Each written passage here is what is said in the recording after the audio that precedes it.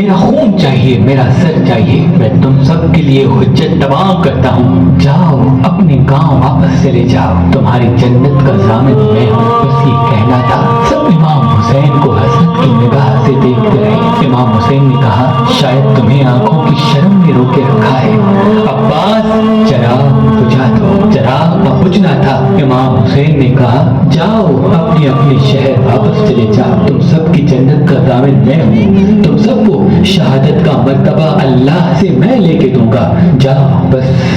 کچھ دیر کے بعد امام حسین نے جیسے ہی چراغ جلایا، کیا دیکھی، سب کے سب تلوار اپنی گردن پہ رکھ کے کہتے ہیں اے ہمارے آقا حسین، آپ کو چھوڑ کے کیسے جائیں؟ نہ ہمیں جنت کی لالچ ہے، نہ ہمیں جانوں کا خوف ہے، صرف اتنا بتائیں جب روز محشر آپ کے نانا پوچھیں گے کہ میرے نواسے کو ایسے ہی چھوڑ دیا، آپ کی والدہ پوچھے گی کہ میرے بیٹے کو ایسے ہی تلواروں کے بیچ میں چھوڑ دیا، تو ان کو کیا جواب دیں گے؟ ہمیں آپ کے قدموں پہ قربان ہونا ہے۔ بس 10 محرم کا سورج طلوع ہوا۔ امام حسین نے کہا اکبر اذان دو۔ علی اکبر کی اذان سے صحرائے کربلا گونج اٹھا اور نماز فجر میں امام حسین پہ حملہ ہو چکا۔ ایک ایک امام حسین کے قدموں پہ قربان ہوتا گیا۔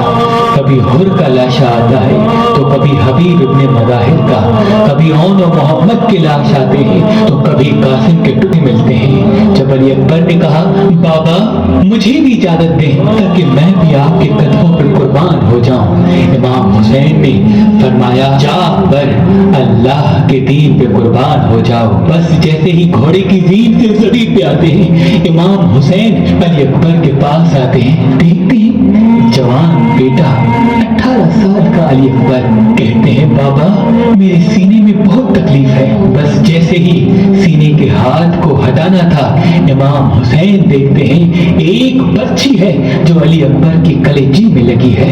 بس ہاتھوں سے برچھی کو پکڑا ہے اور آسمان کی طرف نگاہ کر کے کہا اے دادا ابراہیم دیکھ لے، جب آپ قربانی دے رہے تھے آپ کی آنکھیں بندی ہوئی تھی، دیکھو میرے دادا ابراہیم میں کس طرح سے قربانی دیتا ہوں۔ بس اللہ اکبر کہہ کر جیسے ہی برچھی کو نکالا، علی اکبر تڑپنے لگا اور برچھی کے ساتھ ساتھ علی اکبر کا کلیجہ امام حسین کے ہاتھوں پہ آ گیا۔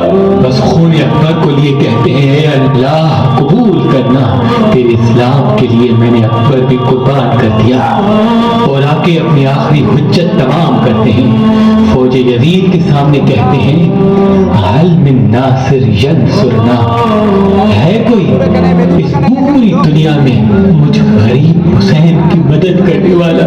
بس سوئے ہوئے لوگوں کے سوئے ہوئے ضمیر خاموش رہے۔ بس امام حسین علیہ السلام تنہا رہ گئے اور آ کے سید الساجدین زین العابدین کو وصیت کرتے ہیں کہ اے سجاد میرے بعد دین کی حفاظت کرنا، نماز قضا نہیں کرنا، قدم قدم پہ اپنے نانا کی صداقت و رسالت کو بیان کرتے رہنا، اپنی بہنوں سے بیٹیوں سے الوداع کہہ کے میدان میں آتے ہیں اور لا الہ الا اللہ محمد رسول اللہ کی صدا کو بلند کرتے ہیں۔ جو بھی علی کے شیر کے سامنے آتا ہے پھر نار ہوتا جاتا ہے، جو بھی حسین کے سامنے آتا ہے پھر نار ہوتا جاتا ہے۔ بس سب نے یہ مل کے فیصلہ کیا کہ یہ عباس کا بھائی ہے، علی کا بیٹا ہے، رسول اللہ کا نواسا ہے، اس سے کوئی جیت نہیں سکتا، دور چلے جاؤ اور دور سے تیر چلاؤ، پتھر چلاؤ۔ امام حسین کی مبارک لبوں سے آواز آتی ہے اے اللہ میری قربانی قبول کرنا، اے اللہ تیرا شکر ہے کہ تو نے مجھے اس عظیم امتحان کے لیے چنا، اور امام حسین کے خون کے ایک ایک قطرے نے قیامت تک اس صدا کو بلند کر دیا کہ اللہ کے سوا کوئی عبادت کے قابل نہیں، اور محمد مصطفیٰ صلی اللہ علیہ وآلہ وسلم ان کے رسول ہیں۔ بعد حسین خیام جلائے گئے، امام حسین کی بہنوں کو قید کیا گیا، بازاروں میں پھرایا گیا، پتھر مارے گئے، لیکن امام حسین کا کٹا ہوا سر نوکے نیزا پہ سوار ہو کر بھی قرآن کی تلاوت سناتا گیا اور دنیا کو بتاتا گیا کہ دین حق کیا ہے۔ سلام ہو دین بچانے والے نواسائے رسول حسین ابن علی پر. حسین